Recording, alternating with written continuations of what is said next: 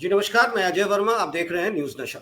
आज 3:30 बजे election commission schedule announce कर देगा महाराष्ट्र और झारखंड को लेकर। इलेक्शन कमीशन का एक मीडिया इनवाइट जो आज उन्होंने इशू किया है, उसके हिसाब से the press conference by election commission of India to announce the schedule for general elections to legislative assemblies of Maharashtra and Jharkhand 2024 that is dated 15 October 3:30 PM। यानी कि अब इन दोनों स्टेट में, खासकर झारखंड जहां जिस पे हम रोज चर्चा करते हैं, वहां चुनाव का डेट आज इलेक्शन कमीशन अनाउंस कर देगा। यानी नगाड़ा जेएमएम का, बीजेपी का बिगुल बज जाएगा। अब देखना है कि इसके साथ, क्योंकि कल अधिवेशन था जेएमएम का, जेएमएम ने शायद अपने अधिवेशन में सीट बंटवारे को लेकर, कुछ नामों को लेकर जो कैंडिडेट्स होंगे उनके कंस्टिट्यूएंसीज पर्टिकुलरली उन्होंने शायद डिसाइड कर रखा होगा। भारतीय जनता पार्टी तो मुझे जहां तक सुनने में आया है कि हफ्ते डेढ़ हफ्ते से नाम पे चर्चा करके 3 स्टेजेस में उन्होंने भी कुछ कंस्टिट्यूएंसीज, मेजर कंस्टिट्यूएंसीज जो हैं, उन पे नाम फाइनलाइज कर दिया है। अब उनका दोनों का इंतजार इस बात का था कि कब इलेक्शन कमीशन अनाउंस करती है अपने इस दोनों स्टेट के चुनावों की डेट्स को, जो आज हो जाएगा। आज दोनों ही पार्टी अपने सूरवीरों को टीका लगाकर मैदान में छोड़ देंगे अपने भविष्य का निर्णय करने के लिए। पार्टी तो करेगी ही करेगी। और खास करके एक इम्पॉर्टेंट बात और अब मैं आपके साथ साझा कर लेना चाहता हूं कि हरियाणा को लेकर इलेक्शन कमीशन ने एक बहुत ही इम्पॉर्टेंट लाइन कहा है कि ये जो कांग्रेस ने 20 सीटों पर ईवीएम की गड़बड़ी की बात की थी, उस पे इलेक्शन कमीशन ने कहा है कि 100% फुल प्रूफ ईवीएम के साथ चुनाव हुआ था। देखते हैं आगे कांग्रेस इस पे क्या स्टैंड लेता है, क्योंकि बीजेपी वाले थोड़े घबराए हुए थे कि अगर 20 सीट पे चुनाव फिर से हो जाता है तो हरियाणा हो सकता है, यू नेवर नो। अब झारखंड पे भी इम्पैक्ट पड़ता, महाराष्ट्र पे भी इम्पैक्ट पड़ता। अब देखते हैं आगे क्या होता है। और हम चलते हैं रांची, झारखंड, जहाँ हमारे साथ वरिष्ठ पत्रकार संजय समर जी हैं, हमारे साथ जुड़ रहे हैं। उन्हीं से जानने की कोशिश करते हैं कि क्या हो रहा है महाराष्ट्र में, क्या हो रहा है झारखंड में, और चुनाव के घोषणा के बाद क्या होगा। जी समर जी। जी संजय जी नमस्ते। आपने ठीक ही कहा। अब बस कुछ मिनटों की बात है जहां मुख्य चुनाव आयुक्त राजीव कुमार जी घोषणा कर देंगे कि भाई महाराष्ट्र में फला तारीख को चुनाव होगा और यहाँ होगा। थोड़ी सी बात मैं बता दूं महाराष्ट्र की स्थिति क्या है और झारखंड क्या है। झारखंड में 2 चरण में चुनाव होने की संभावना है, जबकि बीते 2019 में 5 चरणों में चुनाव हुआ था, भिन्न डेट को। लेकिन इस बार जो अंदर खाने से सूचना मिली है, उसमें पुलिस महकमा से भी यहाँ से चुनाव आयोग ने रिपोर्ट मांगा था, जिसमें उन लोगों ने तैयार किया था कि सिर्फ 2 चरण में ही चुनाव हो। 2 चरण में चुनाव होने से ठीक भी रहता है, लोगों का काम भी हो जाता है, खर्च भी कम होते हैं, वरना खर्च भी कुछ ज्यादा हो जाता है। हम महाराष्ट्र की बात करें अजय जी, तो वहाँ 2 पार्टी है, महायुति जिसको बोलते हैं, और दूसरा को बोलते हैं महाविकास आघाड़ी, एनडीए और इंडिया। एनडीए में महायुति होती है और इंडिया को महाविकास आघाड़ी कहते हैं। वहां टोटल 288 सीट है। बीते चुनाव का अगर हम जिक्र करें तो बीजेपी 105 सीट ले आया था। वर्तमान में उसके 102 सीट रह गए थे इधर उधर में। कांग्रेस को 44 सीट था जो वो पाया था। एकनाथ शिंदे की पार्टी जो थी शिवसेना, वो 56 थी, लेकिन उद्धव जी के साथ मात्र 16 ही बचे रह गए थे। एनसीपी 54 थी, जिसमें कि 44 है, और शरद जी के साथ 12 लोग चले गए हैं। यहाँ बहुमत के लिए 288 में बहुमत के लिए 145 सीट की जरूरत है। और अभी जो आज चुनाव आयोग घोषणा करेगा, उस घोषणे में 13 राज्यों के लगभग 50 विधानसभा सीट होंगे और 3 लोकसभा होगा, जो हमारे पास छोटी जानकारी है और ये समझिए कि पक्की ही जानकारी है, ऐसी योजना है। अब हम चले आए कि महाराष्ट्र चुनाव पर क्या असर पड़ेगा, कैसे पड़ेगा, क्योंकि बाबा सिद्दीकी की जो हत्या हुई है उसको भी किस नजरिया से लोग देख रहे हैं। हालांकि भारतीय जनता पार्टी की वहां सरकार है, मतलब महायुति की सरकार है, उन्होंने मदरसा शिक्षकों का वेतन दोगुना से भी ज्यादा कर दिया है। जो सूचनाएं मिल रही हैं कि मदरसा शिक्षकों का तनख्वाह 6,000 रुपया होता था, उसको बढ़ा करके 16,000 रुपया कर दिया गया है। जो 700 करोड़ का बजट आता था उसको 1,000 करोड़ हो जाएगा। तो एक खास समुदाय को लुभाने के लिए भारतीय जनता पार्टी या महायुति ने ऐसा कदम उठाया है, ये सूचना यहाँ तक पहुंच रही है। अब इसका लाभ महायुति को कितना मिलेगा वो वक्त बताएगा। दूसरी तरफ अब हम आप चले आए अजय जी झारखंड के तरफ, तो यहाँ की भी घोषणा होनी है। लेकिन अगर सिस्टम की बात करें तो यहाँ 5 जनवरी 2025 तक सरकार का गठन होने का कानून है, नियम है और संदेश है। लेकिन ये ऐसा कह रहा है लोग कि ये महाराष्ट्र के चुनाव के साथ आ जाएगा। तो जैसे ही ये घोषणा होगी अजय जी, उसके पहले ही इंडिया गठबंधन चुनाव आयोग पर तरह तरह का आरोप लगा रहा है। अगर इनके प्रवक्ता मनोज पांडे की बात करें तो मनोज पांडे जी ने बड़े साफ शब्दों में कहा है कि ये चुनाव उनको महाराष्ट्र के साथ हरियाणा और महाराष्ट्र का चुनाव एक साथ करा लेना चाहिए था, क्योंकि उनका समय कम था। हमारे पास तो 1 महीना का समय और है काम करने के लिए, हमारे साथ तो काम हम और कर सकते हैं। ये पक्षपात चुनाव आयोग क्यों कर रहा है? राजद के बड़े सांसद हैं, विद्वान आदमी हैं मनोज झा जी ने भी आरोप लगाया है कि भाई ये इलेक्शन कमीशन घोषणा पहले बाद में करती है, इसके पहले भारतीय जनता पार्टी के लोग घोषणा कर देते हैं कि सरकार चुनाव आयोग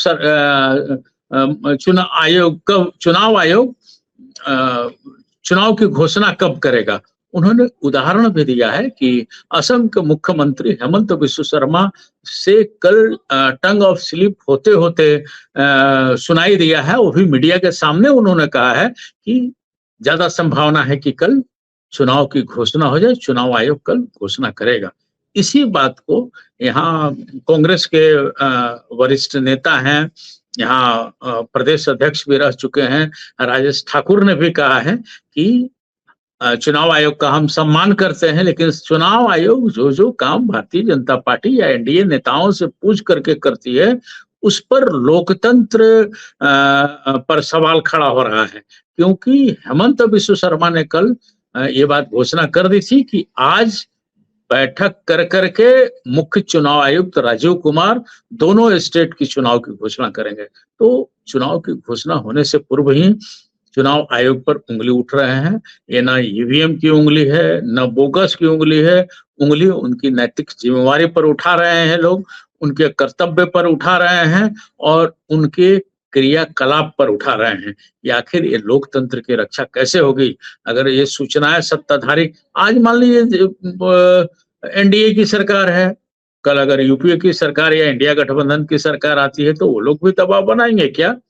ये आरजेडी के लोग भी ये बात को कह रहे हैं, झामुमो के भी कह रहे हैं, कांग्रेस के लोग भी कह रहे हैं कि ये जो परिपाटी चलाई जा रही है ये राष्ट्रहित में नहीं है, राष्ट्रहित में नहीं है। जनता का विश्वास उठेगा और इस तरह के आयोग को कभी भी सत्ताधारी पार्टी से मिलकर काम नहीं करना चाहिए, क्योंकि कोई भी आयोग हो उसको निष्पक्ष माना गया है। चुनाव आयोग तो कहना ही क्या है, चुनाव आयोग ने जिस तरह का इतिहास रचा है अजय जी, उसको देखने का जरूरत है। पहले लोग चुनाव आयोग को जानते नहीं थे, लेकिन चुनाव आयोग का एक ऐसा मुख्य चुनाव आयुक्त आया कि हिला करके रख दिया। तो उस तरह का काम होना चाहिए, ये इन लोगों का मानना है। अजय जी कल कार्य समिति की, झामुमो कार्य समिति की बैठक भी हुई है, जिसमें सर्वसम्मति से ये तय किया गया है कि जो निर्णय लेना होगा, झामुमो सुप्रीमो शिबू सोरेन, कार्यकारी अध्यक्ष हेमंत सोरेन लेंगे।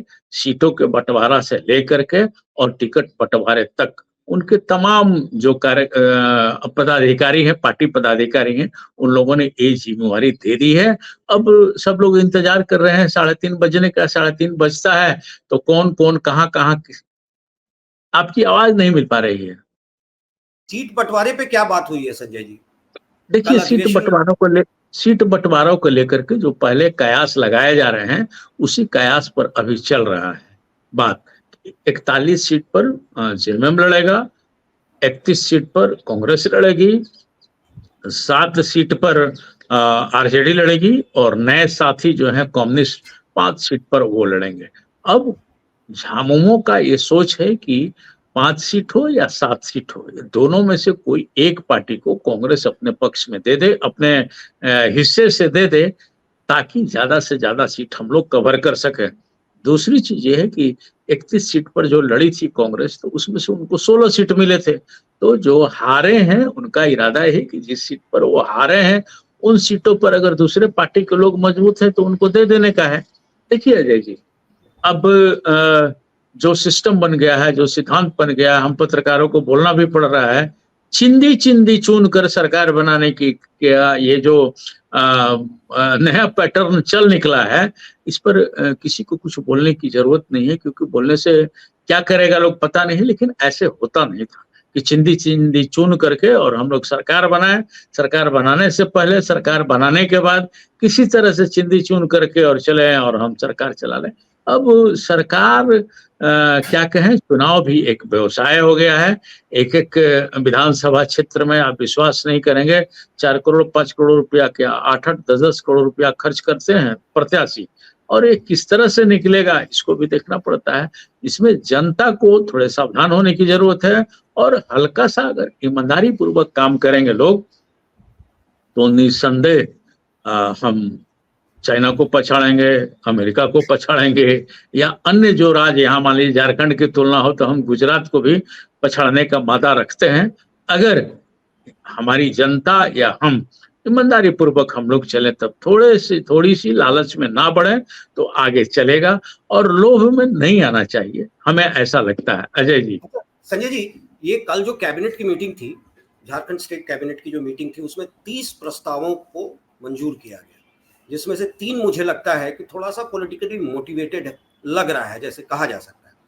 ये मैया योजना 1000 से 2500 कर देना, नेतरहाट स्कूल जो बड़ा नॉन स्कूल है नेशनली, वहाँ से जितने पूरे देश में उसकी चर्चा होती है, जब वहाँ से बच्चे पढ़ के निकलते हैं और अच्छी अच्छी जगहों पे IAS IPS IFS भरे पड़े हैं, उसके तर्ज पे 3 नेतरहाट स्कूल के तर्ज पे 3 विद्यालयों को कोल्हान क्षेत्र में खोलने की बात, सिर्फ कोल्हान की बात हुई है, कोल्हान क्षेत्र में खोलने की बात। यानी कि चंपई सोरेन को देखकर शायद जेएमएम को लगा होगा कि बीजेपी इसका फायदा ले ले। तीसरी बात जो है वो भी काफी इंपॉर्टेंट है, जिसमें यह कहा गया है कि कैबिनेट ने यह मंजूरी दी है कि कर्मचारी भविष्य निधि मिलेगा, पारा शिक्षक जो है ना, सहायक अध्यापक, उनको दी जाएगी। अरे भाई, इन प्रस्तावों की मंजूरी तो कर दिया आपने, फंड कहां से लाओगे? 2500 आप मैया योजना में दे रहे हो, क्योंकि बीजेपी ने कुछ दिन पहले 2100 का प्रस्ताव दे दिया था कि अगर हम जीतते हैं तो गोगो दीदी लाएंगे 2100, अब ये 2500 ले आए। हो सकता है कि 3:30 बजे के पहले बीजेपी उसको 200-300 और ऐड कर दे, कह दे कि हम 2800 और 3000 देंगे, कांग्रेस कह दे हम 3500 देंगे। 2 घंटे अभी बचे हुए हैं, आधे घंटा बचा हुआ है, तो लेट्स वेट। अगर ये क्या चल रहा है यहाँ, क्या वो शेयर मार्केट है कि कौन गिर रहा है कौन चढ़ रहा है? देखिए अजय जी, मैया योजना के बारे में बताते हैं कि इस तरह की योजना लगभग हर प्रदेश में चल रही है, कोई नई बात नहीं है। बगल में छत्तीसगढ़ है, महतारी योजना चलता है। इस तरह की कई योजनाएं चल रही हैं, इसमें कोई दिक्कत की बात नहीं। लेकिन भारतीय जनता पार्टी का गांच कटहल ओठ तेल वाले हिसाब से मैं आऊंगा तो 2100 रुपये दूंगा, इसको विपक्ष खास करके इरफान अंसारी ने सवाल खड़ा किया है और कहा है कि क्या 15 लाख रुपए आप लोगों ने दिया? क्या आप लोगों ने 100 शहर में स्मार्ट सिटी आप लोगों ने दिया? क्या इन 12 वर्षों में एक बुलेट ट्रेन आप लोगों ने चलाया? तो इनके कार्रवाई करने पर या इनके वादों पर सवाल उठ रहे हैं अजय जी, और विपक्ष का काम होता है सवाल उठाना, वो सवाल उठा रहा है। और ये सच भी है कि 100 करोड़, मैंने 12 साल 11 साल हो गए केंद्र सरकार का एक शहर नहीं है जहां स्मार्ट सिटी बन करके तैयार हो गया हो। आप बता दें अगर कोई तैयार हुआ हो तो।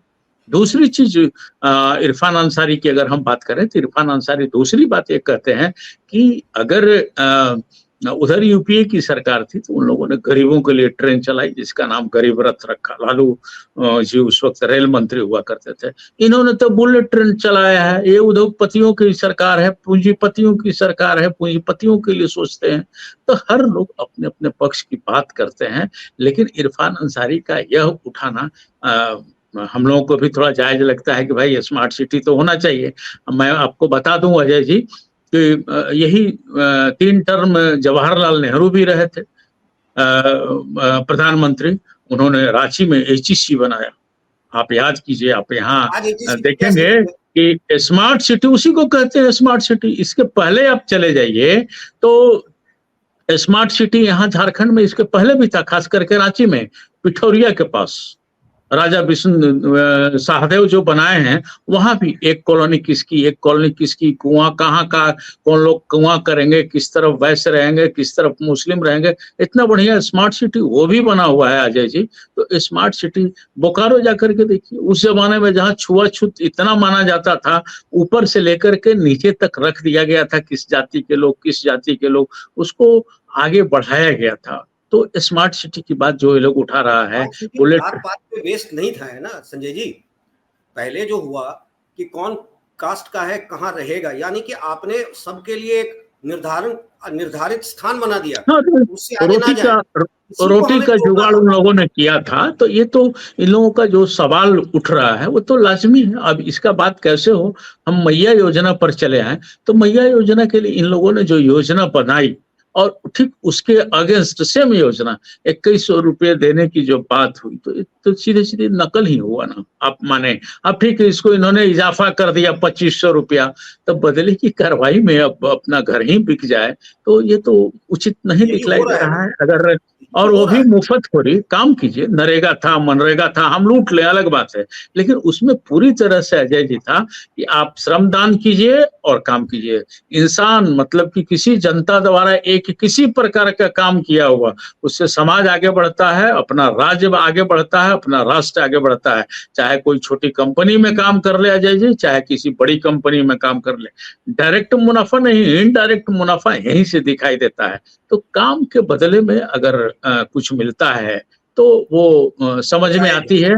और मुफ्तखोरी का आपने भी उस दिन विरोध किया था, मैं भी विरोध करता हूं। हालांकि आपके दर्शकों को या नेताओं को ये बात उचित नहीं लगेगा, लेकिन हम पत्रकार जो है सच है उसको तो बताएंगे। मुफ्तखोरी से राज्य का नुकसान होता है, राष्ट्र का नुकसान होता है। और ऐसे में हम अमेरिका को, चाइना को जो टक्कर देने की सोच रहे हैं कि भाई हमारा 3 ट्रिलियन है, हम 5 ट्रिलियन कैसे पहुंचे, 8 ट्रिलियन कैसे पहुंचे, तो इसमें हम जब तक सेवा देंगे नहीं तब तक आगे बढ़ेंगे नहीं। तो ये रही बात आपकी मैया योजना की। दूसरा जो सवाल आपका है कि जेएमएम किस तरह से चीजों को निपटाएगा करेगा, आपका ही दूसरा सवाल था ना। तो ये लोग सीटों का बंटवारा कर करके, और हमें ऐसा लगता है कि ये लोग ईमानदारी पूर्वक लड़ाई लड़ेंगे और भारतीय जनता पार्टी को अच्छा टक्कर देंगे लोग। भारतीय जनता पार्टी भी इसके लिए अपनी रणनीति बना ली है। आज भी उनकी बैठक हुई, कल भी उनकी बैठक हुई, और ज्यादा चांस है कि वो लोग अब अपना उनका वो तैयार हो गया है, चार्ट तैयार हो गया है, और ऐसी संभावना है कि कल वो लोग घोषणा कर देगा। जो हल्ला सुनाई दे रहा है, अंदर खाने की बात कहें तो 2 या 3 दिन में, क्योंकि ये सीट शेयरिंग का मामला इनका क्लियर हो गया है। आजसू के साथ भी कोई झंझट नहीं है, जदयू के साथ भी इनका कोई झंझट नहीं है, ज्यादा घिच नहीं है। घिच दिखलाई दे रहा था जमशेदपुर पूरब और जमशेदपुर पश्चिम लेकर के। तो सरजू राय माननीय नेता हैं, विद्वान आदमी भी हैं, पहले पत्रकार रहे हुए भी हैं, उन्होंने स्वेच्छा से भारतीय जनता पार्टी का कहना मान लिया कि ठीक है, अगर आप लोग अड़ रहे हैं जमशेदपुर पर तो जमशेदपुर पश्चिम भी दे दीजिए। जमशेदपुर पश्चिम से ऑलरेडी सरजू राय 2 बार चुनाव जीत चुके हैं और राज्य में मंत्री भी बन चुके हैं, और मंत्री उनका जो मंत्रित्व का जो काल रहा वो भी बड़ा ही साफ सुथरा रहा। हालांकि अभी तो कई तरह की बात उठ रही है, उन पर भी भ्रष्टाचार के आरोप लगाए जा रहे हैं इन्होंने युगांतर एक मैगजीन निकाल करके इन्होंने किया, कुछ एनजीओ बना करके किया। तो ये सब जांच का मामला है। जब तक जांच के बाद कोई बात सामने आती नहीं है, उस स्थिति में हम लोग कुछ कहने की स्थिति में हम नहीं रहते हैं। अजय जी, नहीं, मेरा आपसे जो जानना है अभी की स्थिति में कि झारखंड का डेट आधे घंटे के बाद पता चल जाएगा कि कहाँ, कब, कैसे चुनाव होना है। महाराष्ट्र के डेट्स, झारखंड के डेट्स अनाउंस कर दिए जाएंगे। पार्टियां भी, हर पार्टी, बीजेपी गठबंधन हो या जेएमएम महागठबंधन हो, दोनों की तरफ से तैयारियां शुरू हो चुकी हैं। पहले से ही चल रहा था, डेट्स भी अनाउंस होते हैं, वो नाम भी लेकर आ जाएंगे। पर मेरा पूछना, जैसे जेएमएम महागठबंधन ने एक चेहरा सामने दे दिया, हेमंत सोरेन मुख्यमंत्री, चेहरा सामने है, उसमें कोई क्वेश्चन मार्क नहीं है। मुख्यमंत्री अगर जेएमएम गठबंधन आता है तो मुख्यमंत्री के रूप में हेमंत आएंगे। इसके पहले मीर साहब ने एक सवाल उठा दिया था और थोड़ा सा प्रॉब्लम भी दोनों के बीच में शुरू होने वाला था, पर किसी तरह संभल गया कि अगर हम 30 और 35 के बीच आते हैं तो मुख्यमंत्री हमारा होगा। उन्होंने भी अपना मीर साहब ने कहा था कौन मुख्यमंत्री होगा। उसी तरीके से भारतीय जनता पार्टी गठबंधन ने अपना चेहरा नहीं दिया है अभी तक। आमतौर पर ये देते नहीं है, पर जहां इनकी जरूरत पड़ती है बहुत सारे स्टेट्स में इन्होंने दिया भी है। क्या झारखंड में आपको लगता है, या आपको क्या लगता है इनका चेहरा कौन हो सकता है? देखिए अजय जी, झारखंड में विधायकों को लेकर के आना जाना, कौन चेहरा होगा, इस पर तो कभी भी भारतीय जनता पार्टी ने बात नहीं किया है। अगर 15 नवंबर 2000 की बात बोले कि उसके बाद से जो सरकार आई, तो बाबूलाल मरांडी पहले मुख्यमंत्री बने। उनके डोमिसाइल लाने के कारण जो बताया जाता है, अंदर खाने से बात आती है, पार्टी ने उनको किनारे कर दिया, सीधी बात है। हालांकि मैं यहाँ बता रहा हूँ, जदयू मैं विस्तृत बात बता दे रहा हूँ, लालचंद के साथ मैं विस्तृत उसी पर आ रहा हूं कि उनके बाबूलाल मरांडी के हटाने के कई कारण रहे। लालचंद की बात आपने ठीक कहा। जदयू के उस वक्त 5 विधायक होते थे, 5 रिवोल्ट कर गए थे कि हम इनको बर्दाश्त नहीं करेंगे। उसमें मुखिया लालचंद ही हुआ करते थे, लालचंद ने ही कहा था, जिनके चलते इनको इनको हटा दिया गया। दूसरी बात जब चुनाव हुआ, दूसरी बार जब चुनाव हुआ तो अर्जुन मुंडा और बाबूलाल मरांडी दोनों के नेतृत्व में चुनाव हुआ। आप याद करेंगे 2004 की बात है। दोनों के नेतृत्व में चुनाव हुआ, विधायक दल के नेता चुने गए, अर्जुन मुंडा मुख्यमंत्री बन गए। कुछ दिन ऐसे ही चला, बाबूलाल मरांडी नाराज होने लगे धीरे धीरे, चूंकि कुर्सी से दूर दिखाई देना पर तो कोई पूछता नहीं है, तो धीरे धीरे कर करके वो अपना चले गए। 15 वर्षों तक भारतीय जनता पार्टी के बारे में अगेंस्ट आग उगलते रहे। तुम बिसवरा विपक्ष आरोप लगाता है। इसी से आज के दिन में इनकी बातों को, बाबूलाल मरांडी की बातों को बहुत लोग गंभीरता से नहीं ले पाता है, चाहे भारतीय जनता पार्टी के लोग हो या जनता की बात हम कहें। क्योंकि 15 साल जो बात उन्होंने बोला, वो अभी अगर इसके पक्ष में बोल रहे हैं तो सवाल तो एक जरूर खड़ा हो रहा है। मधु कोड़ा की सरकार थी तो बोलते थे कि भाई हमको भ्रष्टाचार इतना फैला हुआ है कि रात रात भर नींद नहीं आती है। अर्जुन मुंडा की सरकार में भी उन्होंने यही बोला था कि रात भर नींद नहीं आती है भ्रष्टाचार के कारण। रघुवर दास के बारे में भी यही बोलते थे। जो सारे मैंने मीडिया की सुर्खियां बनती थी इनकी बातों को अगर हम बताएं तो। अब आए हम मुख्यमंत्री की बात करें तो जो भारतीय जनता पार्टी या एनडीए की बात आप कर रहे हैं, एक पहले भी आप ही के चैनल पर हमने कहा कि अभी 4 मुख्यमंत्री हैं भारतीय जनता पार्टी में।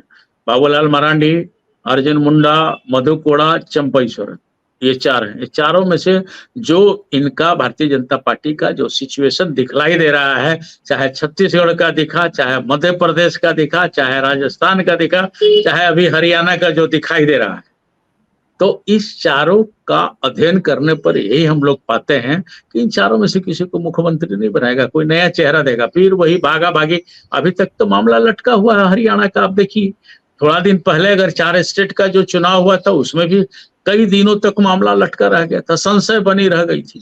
तो क्या कैसे करेगा लोग, इस पर कुछ ठोस बता पाना मुश्किल है। लेकिन जो ट्रेंड है उस ट्रेंड के हिसाब से ये लोग कोई नया चेहरा देंगे, एक कयास लगाया जा रहा है। और हम लोग भी तो यही कयास पर जी रहे हैं कि इन चारों में से किसी को नहीं देगा। अब देखिए सरकार बनती है एनडीए गठबंधन की या फिर इंडिया गठबंधन की सरकार बनती है, ऐसे हम बता दें।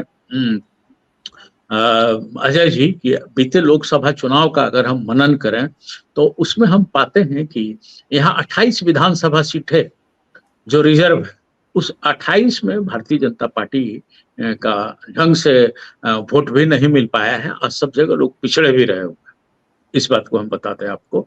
तो अब ये लोग क्या कैसे करेगा, परसेंटेज का हिसाब अगर बता दें तो 27% आदिवासी होते हैं। जो अभी जो दिखाई दे रहा है वो हेमंत सोरेन के पक्ष में दिखलाई दे रहा है, क्योंकि ये सब बहुल्य इलाका है। कोल्हान जो है वो आदिवासी बहुल्य इलाका है, संथाल भी है, उसको भी आप आदिवासी बहुल्य इलाका मान सकते हैं। खूंटी संसदीय क्षेत्र आदिवासी बहुल्य इलाका माना जाता है। तो इन चीजों पर इनका कब्जा ये माना जा रहा है राजनीतिक पंडितों का। ये मेरा कोई ये नहीं है इसमें और ना मेरा विचार है, लेकिन राजनीतिक पंडित ये जरूर कहते हैं कि 27% को हेमंत सोरेन ने बांध दिया है। दूसरी तरफ चले लगभग 14% मुसलमान यहाँ होते हैं और ये माना जाता है कि इस समुदाय के लोग वोट भारतीय जनता पार्टी को बहुत कम देते हैं। और फिलहाल जो बाबा सिद्दीकी की हत्या हुई या बहराइच कांड हुआ, तो ये संदेश लेकर के भी हमें लगता है कि ये लोग थोड़ा दूरी बना करके रखेगा लोग। तो 27 और 14 41% वोट इन्होंने बांध करके रख लिया है। हमें जो लग रहा है अब चले आए यहाँ कुर्मी भी लगभग 8% है। कुर्मी को अनुसूचित जनजाति में शामिल करने के लिए कुर्मी जाति के लोगों ने आंदोलन किया। हमारे आपके श्रोताओं, आपके दर्शकों को और आपको भी याद होगा कि पश्चिम बंगाल, झारखंड, बिहार, मध्य प्रदेश, छत्तीसगढ़, इन सब जगहों को मिला करके कुर्मी आकर के रेल ट्रैक पर बैठ गए थे। अब तो रेलगाड़ियां नहीं चली थी, फिर भी इन लोगों को नहीं मिल पाया अनुसूचित जनजाति का दर्जा, इसलिए कुर्मी भी यहाँ नाराज दिखलाई दे रहे हैं। जो हमें दिख रहा है तो 3-4% वोट तो स्लिप करेगा ही। तो वो स्लिप कर करके जाएगा किधर, वो देखना होगा। या तो जेएमएम में जाएगा या फिर एक नया लड़का जयराम महतो आया है JLKM पार्टी बना करके, उस ओर जाएगा। तो कुर्मी लोग भी नाराज चल रहे हैं। तो हमें ये लगता है कि टक्कर जो है जबरदस्त होगा एनडीए वर्सेस इंडिया, क्योंकि एनडीए भी पूरी तरह तैयारी कर रखी है और अपने दो बड़े नेताओं को लगा रखा है। कई बार के मुख्यमंत्री रहे शिवराज सिंह चौहान लगे हुए हैं, जिन्हें मध्य प्रदेश में मामा के नाम से जाना जाता है। लड़कियों के लिए उन्होंने कई योजनाएं वहां इंप्लीमेंट किया, जिसके कारण इनको मामा कह के बुलाया जाता है। दूसरी तरफ अगर हम जा करके देखें हेमंत बिश्व शर्मा को, तो वो भी पुराने नेता हैं और जब कांग्रेस में भी थे तब उनका असम में कद ज्यादा था और अभी तो वो मुख्यमंत्री ही हैं। तो एनडीए भी अपना पासा फेंक चुका है, अपने वीरों को उतारे हुए है और तरह तरह की योजनाओं को, जैसे मैया योजना के बदले में गोगो योजना ले आकर के इनको मजबूर कर दिया कि तुम 1000 से 25 पर जाओ। तो ये चीजें हैं अजय जी। आप कुछ कह रहे थे अजय जी? मैं कह रहा हूँ कि अब आधे घंटे के बाद 3 बज रहा है, 3:30 तक पता चल जाएगा कि बिल्कुल सर इलेक्शंस कब होने हैं दोनों स्टेट्स में। खास करके हम झारखंड की बात करें तो झारखंड में। पर जाते जाते हम आपसे बड़ा संक्षेप में जानना चाहेंगे कि रघुवर दास गवर्नर उड़ीसा, मुख्यमंत्री 5 साल रहे, उसके बाद गवर्नर हो गए, देश भारतीय जनता पार्टी के उपाध्यक्ष भी रहे काफी दिन, फिर वो गवर्नर बना दिए गए उड़ीसा में। आखिर क्या मजबूरी है भारतीय जनता पार्टी को कि रघुवर दास को फिर वापस झारखंड में लाकर पूर्वी या पश्चिम से लड़वाएं?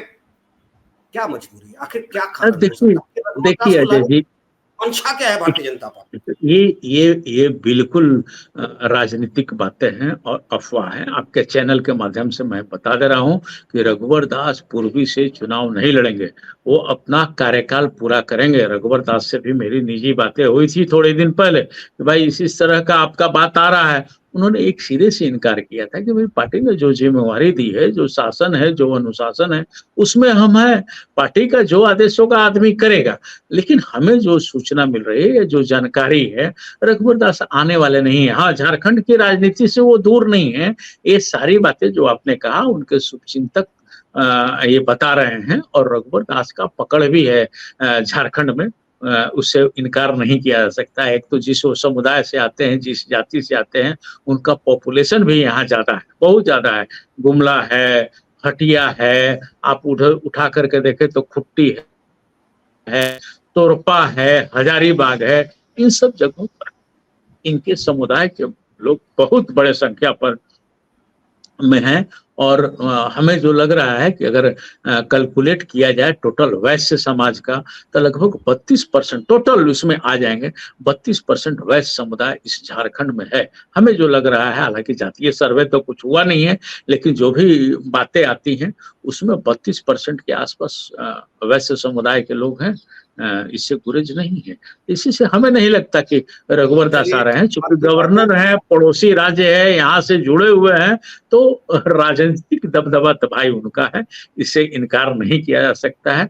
रही बात जमशेदपुर पूरब की, तो जमशेदपुर पूरब से इनके काफी करीबी हैं तिवारी, राम बाबू तिवारी। या तो उनको टिकट मिलेगा या फिर इनके अपने भगना है दिनेश कुमार। ये दो आदमी का जिक्र चल रहा है। इन दोनों आदमी में से किसी एक को टिकट मिलने की संभावना है। आगे देखिए होता है क्या अजय जी। देखिए क्या होता है, आज पता चल जाएगा डेट्स। आगे पार्टी जब खुल के दोनों तरफ से अपने नामों को सामने लाएंगे, उसमें ये देखना होगा कि कितने नौकरशाह, क्योंकि नौकरशाह के दम पे ही 24 साल सरकारें चली हैं झारखंड में और खेल भी बहुत हुआ है, तो कितने नौकरशाह रिजाइन करके इस बार चुनाव में कूदते हैं। इसके साथ ही कल फिर मिलेंगे और आज के अनाउंसमेंट के बाद जो चेंजेस और जो डेवलपमेंट्स होंगी उस पर हम आपके साथ चर्चा करेंगे। जी संजय जी नमस्कार, बहुत अच्छा लगा आपसे बात।